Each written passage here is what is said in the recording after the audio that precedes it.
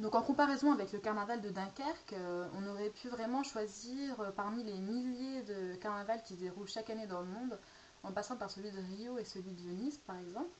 Mais on a voulu vraiment choisir un carnaval qui était aussi populaire que celui de Dunkerque et auquel on a participé bien sûr. Donc on a choisi le carnaval de Tournai qui se déroule en Belgique. Donc le carnaval de Tournai, c'est une festivité déguisée propre à la ville qui a été fondée en 1981. Donc contrairement au carnaval de Dunkerque qui se déroule vraiment sur plusieurs week-ends, le carnaval de Tournai il est divisé en 3 jours. Donc le premier jour c'est la nuit des intrigues qui se déroule toute la nuit comme son nom l'indique. Le second c'est vraiment le carnaval en lui-même, donc c'est le samedi. Et le dernier jour c'est le dimanche qui est communément appelé le tour des cafés. Donc la journée du vendredi, elle consiste en l'organisation d'un spectacle payant au sein de la même ville en rapport avec le thème choisi. La première nuit des intrigues a été organisée en 1985. Le parcours ainsi que les intrigues sont gardées secrètes jusqu'au dernier moment. Donc le second jour, comme je l'ai dit, c'est vraiment le jour du carnaval au sens propre. Il se traduit par la sortie des confréries, qu'on peut aussi comparer aux bandes. Donc ces confréries, elles sortent en cortège dans la ville afin d'amuser les participants. Les premières confréries, elles ont vu le jour en 1984 et en 1985. Elles ont chacune un nom particulier qui a été choisi par les membres ou le fondateur de cette confrérie. La toute première était les Laetérés, suivis des diables, des bouffons, les diablotines, les tarés d'Alain et les dragons. Depuis, il y a vraiment beaucoup de confréries qui sont formées et on en dénombre aujourd'hui environ 195. On peut compter les Égyptiens, les loups-garous, les vikings, etc.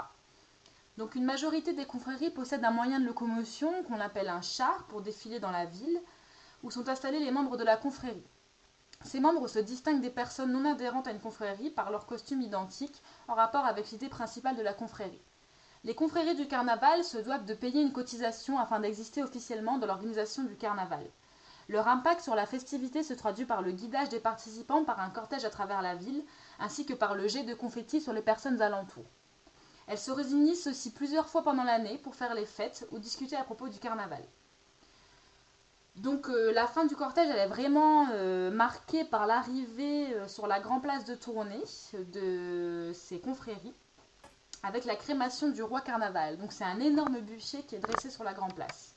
Le carnaval se termine par une marche au flambeau symbolique vers le fleuve qui traverse la ville qui s'appelle l'Escaut et par le jet de ses flambeaux dans celui-ci après un discours d'adieu du roi du carnaval. Donc le roi du carnaval, il est élu par les confréries.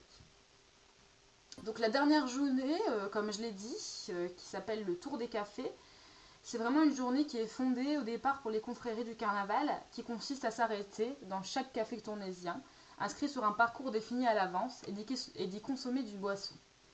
Donc vraiment, il y a le vidage des fûts, les bières à 1 €, etc. etc. C'est vraiment le jour, on peut dire, entre guillemets, de débauche du carnaval. Et les survivants du carnaval sont tous là le dimanche. Donc il n'y a vraiment pas de thème particulier pour le carnaval avant 1987. Et c'est cette année-là qu'il y a eu un thème qui a été choisi, qui fut le jaune. Depuis, chaque année, le carnaval a un thème. Bien sûr, les participants doivent se déguiser par rapport à ce thème. Le thème est choisi parmi une liste proposée par les différentes confréries du carnaval de Tournai. La sélection est d'abord effectuée par les jurys qui choisissent ceux qui semblent les plus intéressants.